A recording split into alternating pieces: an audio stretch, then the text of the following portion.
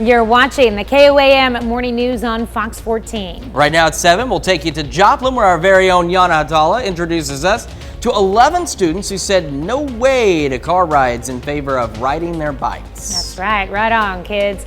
Also, we'll have how one food bank is trying to prepare for an increase of people needing assistance this holiday season. But we're also looking at not only warmer weather, but some rain chances building in just in time for Thanksgiving. We're going to take a look at that forecast coming up. The 4 states' most watched news starts now. Thanks for joining us for the KOAM Morning News on Fox 14. I'm Tanya Bach. A Commerce, Oklahoma police officer is in critical condition following a wreck from a high-speed chase over the weekend. Now, the wreck happened Saturday evening just north of Commerce. 39-year-old Vernon Moyer of Commerce was chasing a car at a high rate of speed after initiating a traffic stop. He was driving north on County Road S560 when they say the brakes failed in the police car. The car then left the road and went into a ditch. Moyer is currently in the hospital with critical injuries. One man has died from a crash in McDonald County, Missouri. The crash occurred on Route E, just 7 miles northeast of Bella Vista, Arkansas. They say a car driven by 57-year-old Michelle McKeever drove over the center line and struck another car. Passenger in McKeever's car, 56-year-old Thomas McKeever of Seligman, Arkansas, died at the scene. Michelle McKeever is in serious condition. The driver of the other car suffered minor injuries.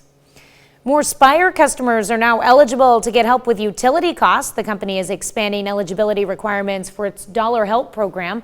That's a program that allows Spire customers to donate $1 per month to help other customers in need of assistance with their natural gas bill. Spire is also providing an additional $100,000 to support the program. To find out how to apply for the program, you can download the KOAM News Now app. Kansas Attorney General Derek Schmidt announced a Riverton organization has been awarded a grant from the Tower Foundation to support mental health services. Spring River Mental Health and Wellness Center was awarded $10,000 to assist with the transition to the new designation of being a certified community behavioral health clinic. Some Joplin Elementary School students have substituted car rides to school into bicycling instead. KOAM's Yana Hatala had a talk with some of those students and the bike group leader, Christina Williams. She joins us now.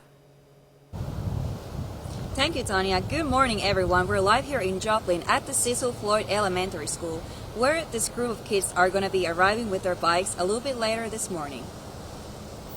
A group of 11 Joplin Elementary School students last year decided to start biking to school together. A mother of elementary school kids decided to put together a bike bus. Riding to and from school is not only good exercise, but it also avoids the hassle with drop-off lines. She says it was not hard at all to get the neighborhood kids to participate in this. Very easy. They love bike bus. Some of them are knocking on my door at 7:10, just ready to go, waiting for that 7:20 departure. Williams told me she's happy to help anyone who is wanting to start a bike bus in their neighborhood. Live in Joplin, I'm Yana Hatala with KOAM News. Now we're getting to the point this morning where they're about to start their daily bike ride and they'll be arriving very shortly. Isn't that correct, Yana? Yes, they will leave the house in the neighborhood about 7:20, so they will be arriving here shortly. Maybe we'll see them during the next live shot, so stay tuned. All right, well, if they're willing, have them stick around and then they can always be live on TV with you. Become superstars. All right, thanks, Yana.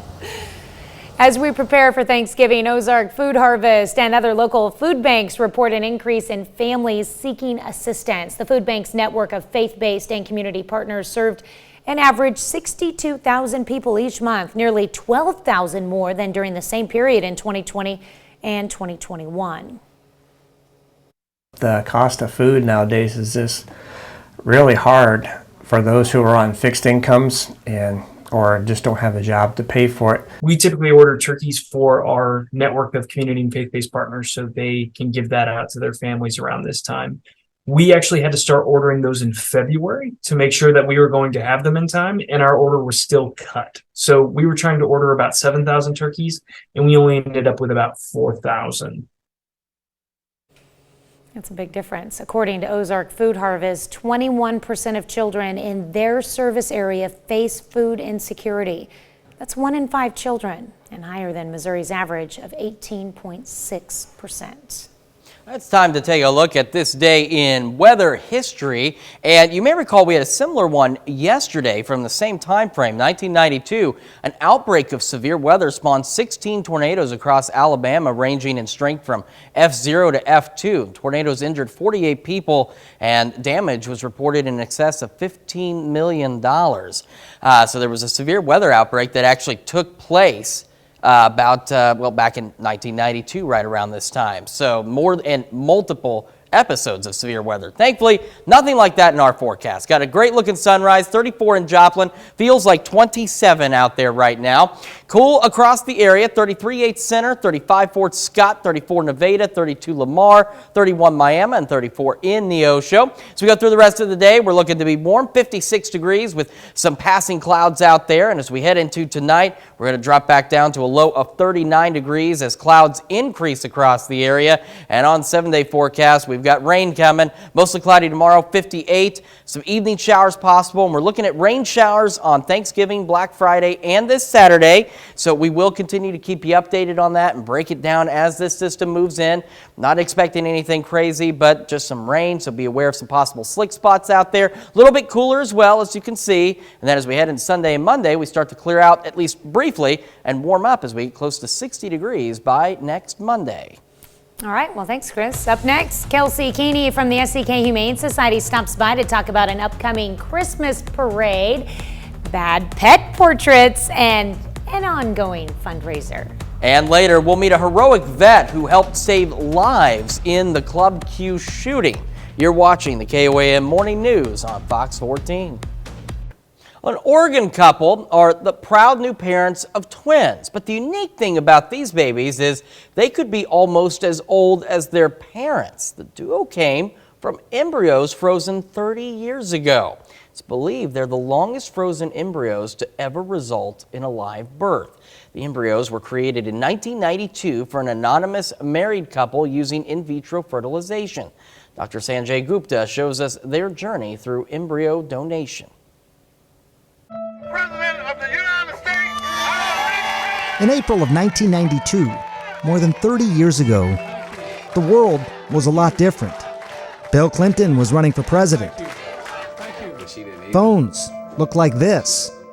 I was 23 years old, and at a small clinic, these embryos were frozen, suspended in time at nearly 200 degrees below zero, waiting patiently at the National Embryo Donation Center in Knoxville, Tennessee. That is until just a few weeks ago, when twins Timothy and Lydia were born to Rachel and Philip Ridgway of Oregon. When we heard about embryo adoption, we thought that's something we would like to do, and it's something we think we're able to do. Adoption refers to living children, and it's a judicial order. It's a legal process by which a parent-child relationship is created when it did not previously exist. Dr. Sigal Klipstein is a fertility specialist in Chicago and chairs the American Society of Reproductive Medicine's Ethics Committee. She was not involved in the Ridgway's case. Embryo donation is a medical procedure. It's a way by which we take embryos from one couple or individual and then transfer them into another individual in order to build families. Freezing embryos is not a new technique. In fact, the first baby born from a frozen embryo was back in 1984.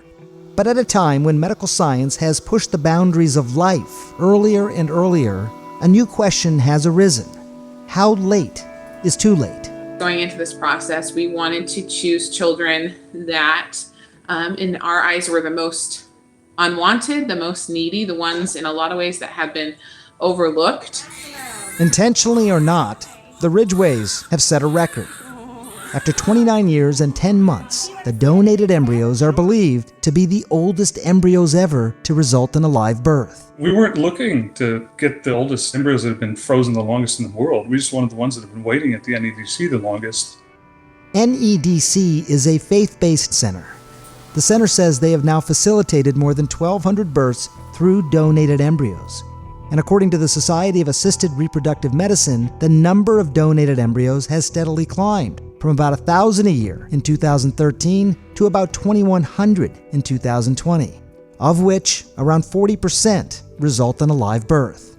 Dr. Gordon hands me my picture and I see the 3 of them, and then he said, multiples, can cause problems in pregnancy. And so he goes, so at this point, I would recommend just transferring 2. We'll put the 3rd in the freezer. You guys can come back for it. And so I looked back at Dr. Gordon and started to get teary-eyed and said, no, you've just showed me a picture of my 3 children. I have to have them all. I didn't think we would get triplets.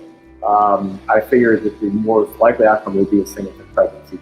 But during an ultrasound, they discovered they were having twins. We don't think there's any risk to freezing embryos that's related to the number of years that the embryo is frozen. We have been cryopreserving embryos for nearly 40 years, and there's not been an increased risk to the babies or to the pregnant women.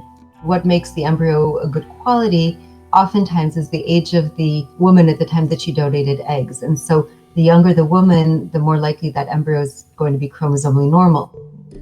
For the Ridgeways, it's all part of something larger, something they view as a personal mission. It was hard to wrap your mind around it. I was 5 years old when God gave life to Lydia and Timothy.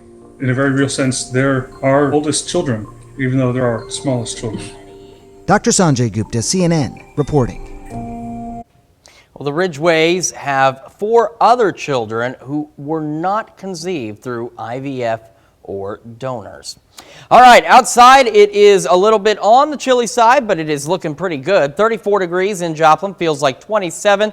Temperatures across the region chilly. 34 Chanute Parsons, 33 Chetopa, 31 Miami, 34 in Neosho. As we go through today, we're going to warm up nicely. We'll have a few stray clouds out there, 56 for the high. And then as we head into tonight, we'll be all right. Increasing clouds, though, 39 degrees for the overnight low. Clouds increase through the night and into tomorrow. We're mostly cloudy on Wednesday, with some evening showers possible. Thanksgiving, Black Friday, and Saturday, we're looking at some rain chances through there, and will also be a little bit cooler. So just be aware if you're traveling or anything like that. Watch out for some slick spots on the road. And then as we head into the start of next week, we clear out and get a little bit warmer. We're near 60 by Monday. We're back with more right after this. Welcome back. We have Kelsey Keeney joining us from the SCK Humane Society, and she's brought us a beautiful dog. We'll have to get him to turn around here in a second. This is Buddy. Tell us a little bit about Buddy. Yeah, so Buddy is an 8-month-old male boxer pit mix. He isn't available yet just because he still needs neutered, but we're just waiting for that appointment here in the next couple weeks, and then he'll be available. He hasn't been cat tested yet, but we're just going to do that prior to adoption and see how he does. But he does well with other dogs. He'll just need a meet and greet first. Okay. Well, if you're interested in Buddy, there's a little bit of a process timing, but do you guys have an appointment set up already for the neutering and all that? Yep. It'll be here in the next 2 weeks. Okay. Who do you guys, do you have a certain vet that you go through to do all of that? Or? Yeah, so right now we're using the Joplin Humane Society. And since they're over state lines, they also give us a rate on a discount for rabies shots as well. Oh, that's cool. All right. Okay, so you guys have a fun fundraiser that's coming up, and it's called the Bad Pet Portraits. And it sounds like it'd be a really cool Christmas gift idea too. Possibly. Oh yeah. All right, yeah. Tell me how it works. So from December 6th through the 10th, you're going to register at the doggy bag. It's $5 donation per pet, and you'll give us an actual physical copy photo of your pet. And then that will then be sent off to board members and staff members. And what we're going to do is we're going to actually have our staff members do the portraits of your animals. And the reason it's called Bad Pet Portrait is because we're not artists by any means, so we're just going to have a lot of fun with this. All right, so if you want a not so artistic drawing done of your pet and you want to help out a good cause, all you have to do is go by the doggy bag and drop off a picture. Yep. Yeah. Okay, cool. And $5 donation. Yes. Or you could do more if you wanted, of course. Yeah. Okay, you recently had a big fundraiser yeah, that we had, ended last week. Tell us a little bit about that. We had the Ronald O. Thomas Foundation fundraiser. So the community raised $7,000 and then it was price matched. So in total, it was $14,000. And that is going to help us with food all of next year. It is going to completely cover the cost. That is awesome. That is awesome because I know costs a lot to feed all of the dogs and cats and all the animals out there. Okay, so if you would like to see some of the animals coming up on next Monday, you have a chance to do that during the Pittsburgh Christmas Parade. Yeah, so the parade starts at 6:30. We're going to be in the parade this year. We're going to have the shelter van all decked out in holiday gear. We're going to have some shelter staff walking some dogs in little sweaters and all that. And then we might even have some mascot costumes as well. Oh, that'll be cute. That'll be cute. And if you're interested in adopting Buddy or any of the other animals, you can find pictures of them online, or you can go out there in person. What are your hours of operation right now? Yeah, so the weekends, Saturdays, we're open noon to 4, and then Sundays 1 to 4. Okay. All right, that sounds wonderful. And about how long do you think it'll be before he's ready, you were saying? I would give it 2 weeks, just with the holiday right now this week. And then we do have to wait a week after surgery just to make sure everything went fine. Okay, that sounds good. All right, you want to say goodbye, Buddy? Buddy wants another treat. All right, well, thank you so much for coming in, Kelsey. And we'll see you and a bunch of your animals out there on Monday. Awesome, thank you. We'll be right back. It's time to honor today's four-state hero, Howard King. King served in the Army from 1941 to 1953. He served in the South Pacific, Okinawa, the Philippines, and in Germany with the 77th Division and the 2nd Armored Tank Division. During his service, he earned the Philippine Liberation Ribbon, the Good Conduct Medal, and the Asiatic Pacific Medal with 1 service star.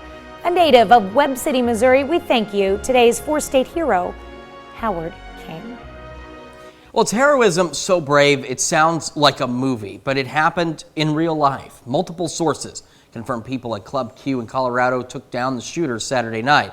Among them was a military veteran. Police say the suspect killed 5 people and shot more than a dozen others, but it could have been worse. Amy Kiley has the story from the veteran who says he's not a hero. Now, warning, it could be disturbing to some viewers. I still feel bad that there's 5 people that, there's 5 people that didn't come home. But many people at Club Q during the shooting did survive. Reportedly, that's thanks to retired Army Major Richard Fierro and others. He was at the Colorado Springs venue with his family for a drag show Saturday night. He says he saw the shooter heading toward the club's crowded patio. I saw the ACU pattern flak vest. And for me, that was like, there's a handle, I'm getting him.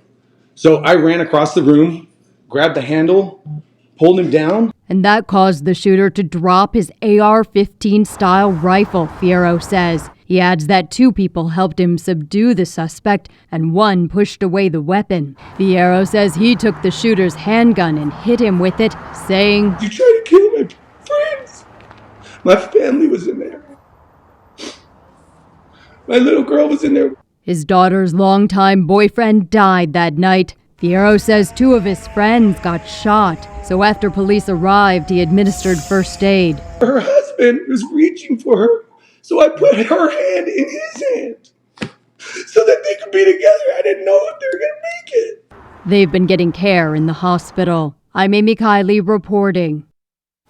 Certainly an incredible act of heroism there. A lot of people jumping in to Such a sad situation, too. Yeah, so sad. It certainly is. We've got warmer weather on the way and some rain chances. We're going to take a complete look at your forecast when the KOAM Morning News returns. State's most watched news starts now. Welcome back to the KOAM Morning News on Fox 14. It's currently 7:28, almost 7:29. The Little Balkans Quilt Guild in Pittsburgh teams up to honor veterans. Yesterday, they handed out handmade quilts to dozens of veterans. There were about 10 different quilt patterns. Well, we've been doing this since 2010, and we've had different people host it. It means a lot to me because my husband was a veteran. He's no longer with me, and it is nice to recognize the other veterans through the different wars, World War II, the Korean, we have Vietnam veterans, and then the Iraq and Afghanistan veterans also. Quilters Guild has also made pillowcases in the past to give to fire victims, the Children's Center and the Safe House Crisis Center. Well, Joplin High School student is the recipient of a perfect ACT score. Aiden Koch is a junior, and he earned a 36 on the standardized test. He says after his graduation in 2024, he plans to attend a 4-year undergraduate university to major in business management before pursuing an MBA with a possible marketing emphasis. Well, some Joplin Elementary School students changed car rides to school to bicycle rides instead, and KOAM's Yana Tula had a talk with those involved about the bike bus. Good morning, Yana. Good morning, Tanya. We're live here in Joplin at the Cecil Floyd Elementary School, where the kids that you can see in the background, they just arrived. They have been biking to school for a while now, even in these colder temperatures. There goes the bike bus, a group of 11 Joplin Elementary School students led by a parent. Some of them are knocking on my door at 7:10, just ready to go, waiting for that 7:20 departure. It's a big part of their day. They look forward to it. We hate when we miss it. The Williams family has always loved biking. Once she started biking to school with her kids, she got an idea to gather a group of children from the neighborhood and riding the 10-minute route with them. It's very energetic and it's really fun to just get a lot of energy out of it. The children enjoy taking the bike bus together. I get to talk to a lot of people and my friend Riley. It's like a hill and it zooms you down and it makes you go super fast. And also racing. That's the best part because sometimes we'll race to the school. Riding to and from school is not only good exercise, but it also avoids the hassle with drop-off lines. The 11 kids are not scared to ride a bike in the colder weather. Wear a helmet and just be aware of your surroundings. The only times the group misses the ride is when it's below freezing or rainy. She says kids are excited to know how many days or miles they have biked. The goal is to bike at least 100 days this year. We're close to hitting 100 miles so far for the school year, so that'll be a big milestone for them, I think. Williams told me she's happy to help anyone that wants to start a bike bus in their neighborhood. Live in Joplin, I'm Diana Haudala with KOAM News. So are the kids that are actually getting to school right now members of the bike bus? Yes, they just arrived. They are some of the members are here in the back. Hello, can I say? You want to say something? Sure. How was the ride sure. today, this morning? Well, it started with a few friends of mine, even though I'm very cold though. And so everybody here had my lovely teacher that school every day. I thank her for everything. You thank her for everything, for riding with all of you? Yeah. Oh yes, yeah, you can see there are some students behind us. They just arrived and they're ready to go to school, and they will be riding back this. All right. KOAM News. Hey, Yana, can you ask him? I know this is his last day of school. Oh, he's already gone. He's done. He's ready to go to school. Never mind about that. Well, I'm glad they were able to ride today. That's awesome. They'll have a nice break and hopefully some good weather for the rest to do some more bike riding this week. Oh yes. All right. Well, yes, even riding during Thanksgiving break. Yeah, that's a great idea. Well, thank you so much, Yana. That was a wonderful story. And tell all those kids thank you before you head out. I will. All right, thank you. Well, this morning we are discussing Black Friday shopping. Holiday cheer reaching historic levels according to the National Retail Federation. An estimated 166.3 million people are planning to shop from Thanksgiving Day through Cyber Monday. That's almost 8 million more than last year. NRF says some Americans will likely cut back on other things. They're being more strategic when it comes to hunting for deals and comparing prices, but they still want to get into the holiday spirit after missing out during the pandemic. That brings us to our question for you this morning. Do you plan to go Black Friday shopping? So far, an overwhelming majority say you are absolutely not planning to go Black Friday shopping, but 8% of you say that you will. So make sure you vote through our website, through the app, and of course take part in discussion on our Facebook page. I will avoid it if I can, but I have done it, so I can do it. The weather, though, for Black Friday shopping this week may not necessarily be all that great. Let's get really quick through this forecast here. Nice sunrise, 7th and range lines, looking good. 34 degrees, feels like 27. It is a bit chilly still across the area. 34 Chanute Parsons, 31 Miami Chitopa, 33 down in Neosho. We're looking to be eventually clear, 56 with mostly clear skies. A few passing clouds out there today. And as we head into tonight, not too bad either. As clouds increase, we get down to 39 degrees. And then I want to show you the 7-day forecast because where things change. Mostly cloudy skies Wednesday, 58, maybe some evening showers. And we cool off Thursday, Friday, Saturday, and we're looking at rain shower chances Thanksgiving, Black Friday, and the Saturday following. So if you have any plans, whether you're traveling, shopping, anything like that, just be aware. Could be rainy, could be slick. So do keep an eye on that. Make sure you give yourself plenty of time to get wherever you're going, because you want to make sure you get there safe and alive. And after we get through that, we head into Sunday, Monday. We start to clear out and warm up a little bit before we see another chance of rain by the middle of next week. We're back with a lot more right after this. Welcome back to the KOAM Morning News. We've got Charlene Patton with the Kansas Soybean Commission. I think I said council last time because just is how everything, I just get a little wild. But it is with the Kansas Soybean Commission, and you've got another exciting meal for us today, just in time for Thanksgiving. We do, and we want to recognize our soybean producers. I just want to show you this real quick. Most of the soybeans are harvested by now, but when you see these pods in the fields, that these are what soybeans look like, and the soybeans are actually in those pods. My grandson grew those in his garden. His dad's a soybean farmer, and so I told him I'm going to take those and show it. Yeah. So we have a cup of pumpkin in here. We're making a wonderful pumpkin muffin. So if you want to have a bread for Thanksgiving but don't want to do a yeast bread, here's a great quick bread to do. I'm going to let you now add the vegetable oil. I've got 2 eggs in here with a cup of pumpkin, and vegetable oil is our soybean product. If you look in the grocery store at vegetable oil, the only ingredient is soybeans. Okay. Now this is our soy beverage, and you can use either plain or vanilla. I'm using a plain soy beverage to give it a little bit more liquid. You can add that. Okay. And then you can add a little vanilla that's going to give it just a little bit of extra flavor. How's that vanilla, smell? man, it always smells so good. When I was a kid, I tried vanilla extract, and it does not taste It like doesn't vanilla taste at like it all. smells, does it? No, it doesn't. Now you can add our sugar. Okay, how much sugar have we got This is here? 1 1/4 cups of sugar, and it's granulated sugar. We're going to stir that in there, and I'm just using a whisk. And so what you can do with this is, since we're not using an electric mixer or anything, this would be a great recipe for kids to do. Yeah. Let them help stir and make those muffins. Now you're going to add our flour, and that's 1.5 cups of flour. Okay. There you go. And we have our spices there. And I have pumpkin spice. We have our baking soda in there, and a little bit of salt. So you can add that. That's our leavening. And then all we're going to do then is just stir that. I'll put that out of the way so they can see that. And we just want to, with quick breads like this, with a muffin, you would just want to stir it until you don't see any flour.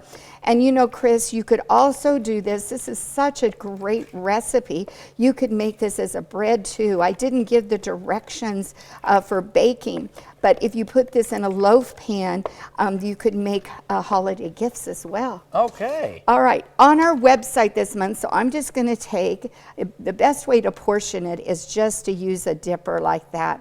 But one of the special things about this recipe is we have pumpkin spice candied nuts recipe on our website. Put about a tablespoon on each of our muffins here.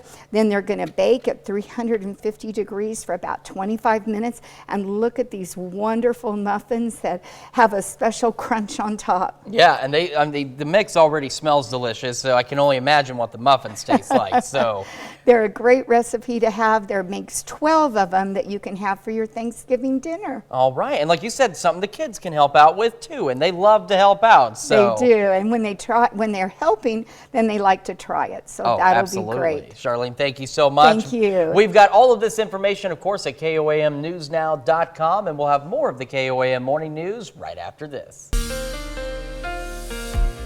All right, live look at the MoDOT camera, 36 in Rangeline. You can see a few more cars out there as people either getting ready to go to work or in some cases getting ready for their holiday traveling, and a few more here at 7th and Rangeline as well. And we've got a beautiful day to do some traveling. A little bit chilly this morning, 34, 27 is what it feels like in Joplin, but clear skies. As we look at temperatures across the area, we're looking at 32 Neodesha Yates Center, 31 Chetopa Miami, 33 Neosho Carthage, and 32 in Lamar. As we go through today, we will have a few passing clouds here and there. Otherwise, we're looking at a high of 56 and mostly clear skies. And as we head into this evening, though, as the overnight goes on, the clouds will increase and we drop back down to a low of 39 degrees. If you're doing any flying for your Thanksgiving holiday, if you happen to be doing so this morning, the good news is we have not seen any significant weather-related delays at any of the major airports across the country, so that's always good news. Quick check at the 7-day. So tomorrow, 58, mostly cloudy, maybe some evening showers. We are watching rain chances for Thanksgiving, Black Friday, and this upcoming Saturday. So do just be aware. You could there could be some slick spots out on the road, so make sure you're watching out for that. Could see a few areas of maybe some heavier rain, but otherwise just some rain showers and a little bit cooler too. As we head into next week, we warm up near 70, but we also see more rain chances by the middle of next week before we cool back down to more average temperatures. That's a check of your forecast. Now, here's Tanya Bach with Consumer Watch. Well, Elon Musk says he is taking a pause in Twitter's paid verification plan. Musk says he needs to iron out problems that cropped up after he rolled out the plan earlier this month. The social media site got swamped with accounts pretending to be famous people and brands. Key advertisers have bolted from Twitter since Musk took over and the subsequent chaos that has ensued. Musk says the $8 a month verification plan will start back up on November 29th, but analysts say it's unclear if he will meet that deadline. Well, Elon Musk's controversial handling of Twitter layoffs is being felt around the world. After hundreds of Twitter employees logged off for the last time last week, comes a high-profile departure. On Monday, Eric Zuckerman, the head of U.S. news partnerships at Twitter, says he's leaving the company. And in Europe, Damien Veal, head of Twitter France, announced his departure from the company, simply tweeting, "It's over." And in Africa, some Twitter employees are angry and accusing Twitter of breaking the law in Ghana. They're also having a hard time fighting back because their emails to management keep bouncing back. Be a David versus Goliath fight, but this small Twitter Africa team is standing up to Elon Musk. They claim they only received a severance pay offer after CNN reported on their plight, and this letter claims that it was arrived at after a negotiation with the employees, but they tell CNN that they have never negotiated anything with Twitter. In fact, they don't even have a way to contact anyone at Twitter because their emails keep bouncing back. They've rejected that severance pay offer, hired a lawyer, and sent a demand letter to Twitter asking it to comply with Ghanaian employment law. They have also petitioned the chief labor officer in Ghana's employment ministry, asking it to compel Twitter to do the right thing. Here's a portion of their notice to that office. It is clear that Twitter, Inc., under Mr. Elon Musk, is either deliberately or recklessly flouting the laws of Ghana, is operating in bad faith, and in a manner that seeks to silence and intimidate former employees into accepting any terms unilaterally thrown at them. Without pressure from higher authorities, they're clearly not willing to provide a fair or just package in order to minimize the hardship of this takeover and resulting loss of jobs on their workforce in Africa. Some of these employees were hired from other countries and moved into Ghana, and they say they need repatriation fees. They want 3-month severance for all the team and other relevant benefits. And so far, CNN has contacted Twitter for comment and has not heard back. Larry Medowo, CNN, Nairobi. We'll be right back with more after this, but first let's take a look at the market prices before the opening bell.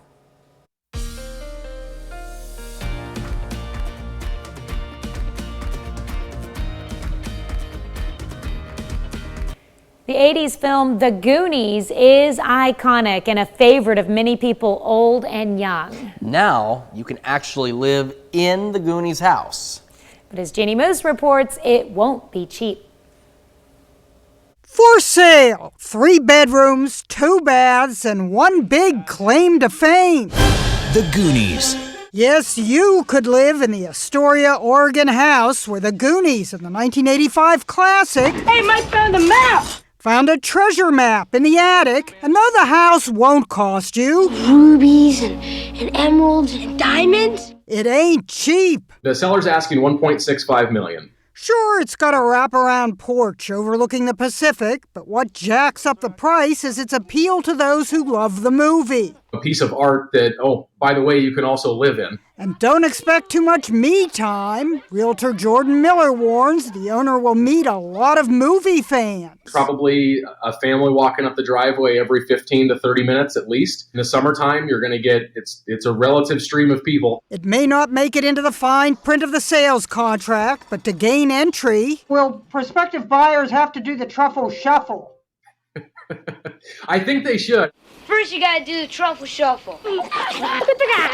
And if Jordan had to do a one-liner sales pitch for the house, I think it's got to be, hey, you guys. Hey, you guys. But whatever you do, don't say this is a house that's to die for. Goonies never say die. Jeannie Mose, CNN, New York. You do the truffle shuffle before. It's a possibility. There's many things I've probably done. I'm not asking you to do it now. I'm not going to do it now. Okay, good. I absolutely will not engage in the truffle shuffle. But I do agree, Goonies never say die. And you know, that's similar to our forecast, is in like never say cold, because it's going to start to warm up. Look, listen, stay out. I spit on that transition. Yeah, that was It made me drool. That was not good. Now I feel really bad here. Looking at 36 in range line, the MoDOT camera there, as you can see, quite a few cars on the road. A lot of them coming off the interstate into town. 7th in range line, traffic also picking up here as well. And we are clear as far as the eye can see. 34 degrees, feels like 27. And it's still cold a little bit this morning, so I guess you can say cold, but it's not bad. 34 Chanute Parsons, 35 Pittsburgh, 32 in Lamar, and 31 in Miami this morning. So we go through today, a few passing clouds, and we'll warm up to a high of 56 degrees, so mostly clear skies otherwise. However, clouds begin to increase as we go through the night, dropping back down to 39. We'll be mostly cloudy by tomorrow, and we are mostly cloudy tomorrow, but a little bit warmer, 58 for the high, maybe some evening showers. We're watching rain chances on Thanksgiving, Black Friday, and Saturday, so we'll keep an eye on that for you. Just make sure you're prepared for possible slick spots from the rain, or maybe a patch of heavy rain here or there. You just want to make sure you have plenty of time to get wherever you're going. We also cool down a little bit, and then as we head in Sunday and Monday, we clear out, dry out for a little bit, and start to warm up. Highs near 60 by next Monday. We got more of the KOAM morning news right after this. We'll have some passing clouds throughout the afternoon and into the early evening. 56 for the high, so not bad. As we head into tonight, clouds will increase. We drop back down to a low of 39 degrees, mostly cloudy by sunrise. And as we head into tomorrow, we're 58, so a little bit warmer, but we get some evening rain showers building in, and we're watching rain chances on Thanksgiving, Black Friday, and this upcoming Saturday as well. So we're not talking anything major in terms of storm systems, but some rain, and definitely could lead to some slick spots across the area. And then as we head into next week, we at least start dry. We're up to 60 or near 60 by Monday before we see more rain chances, near 70. And then after that, our temperatures get normal again. A little bit of a roller coaster ride there, but I'm not liking bad. the lows on this 7-day because it's staying above freezing every night. I like that. I can live with that for right now. I think everybody can. We had a nice little cool spell, and No frost to scrape off the car. None of that rain's going to turn into freezing drizzle. no, and that's a great thing. That is a great thing. That's nice. Well, a pair of cougar cubs found alone by a rancher in Washington have settled into their new home in Texas. In partnership with the University of Houston Alumni Association, the new Cougars will be ambassadors for their counterparts in the wild while faithfully representing the Cougar spirit of the University of Houston from their home at the Houston Zoo. Name Shasta 7 and Louis, I guess that's 7. Is that Could be. Yeah. I mean, that's Is what it it a Roman appears to numeral be. there? It may have been. Well, they were orphaned at 2 weeks old and weren't likely to survive. And young Shasta has shown himself to be the leader of the two by being protective of his smaller brother and being the calmer, more confident cub. Shasta often sleeps or rests with a paw over Louie. Oh, they're so cute. That's how I sleep. They're just going to be big kitties. Yeah, well, yeah, okay. Okay. Raise them to be friendly, they'll be fine. And I've heard different things about that. I mean, I'm not so sure about lions and tigers, but I think you could maybe get away with a cougar, perhaps. If you're ever confronted by a cougar in the wild, though, and it's an adult cougar and it has babies, please take cover. Good to know. Thanks so much for letting us put the good in your morning. We're going to be back once again with more news and weather today at noon. Have a great morning and an even better day.